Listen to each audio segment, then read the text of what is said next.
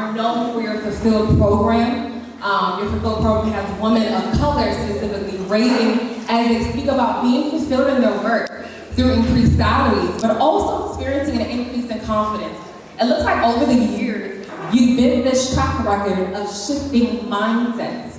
Let's go back to the genesis of it all. So there's something that I specifically wanted to know where EC said that I spent 10 years trying to figure out my calling and how I spend my time doing what I absolutely love, leveraging my unique gifts and talents.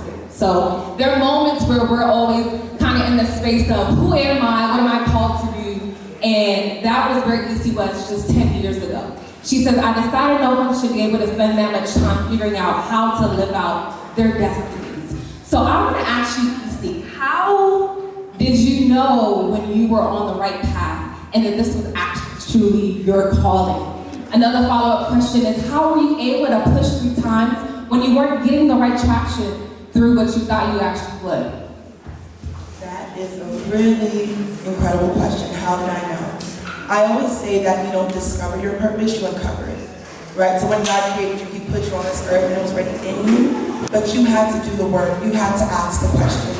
You have to take the action that brings the clarity so that you can uncover your purpose. So for me, when I started to interact and have different experiences, you know, I'm the typical Nigerian immigrant child where I was going to be a doctor and I was going to be an anesthesiologist. I just looked up which doctor makes the most because no one teaches you how to figure out your career and your purpose and your calling. And so, let me just figure out which one makes the most money.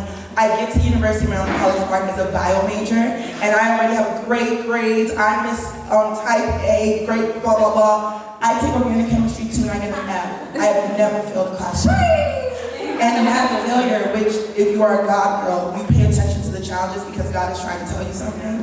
It made me stop and think, is this what I truly want? Because when you're in purpose, there's something in you, like everyone that came on the panel beforehand on this panel, we all have challenges. But when you're in purpose and calling, there's something that pushes you through. Come on! I didn't have that, because I didn't want to be a doctor. So that was a wake-up call.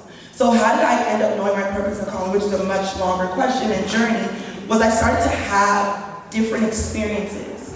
And the purpose in me would leap up and say, pay attention. Oh my gosh, more of that.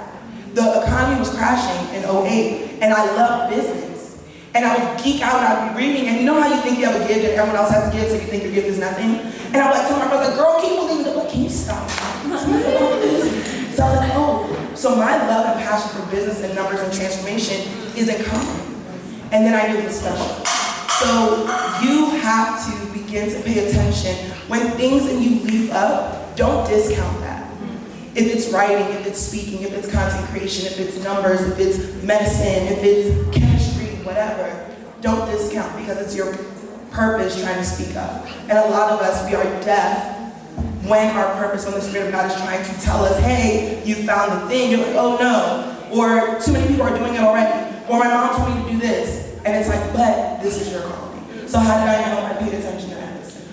Follow-up question. So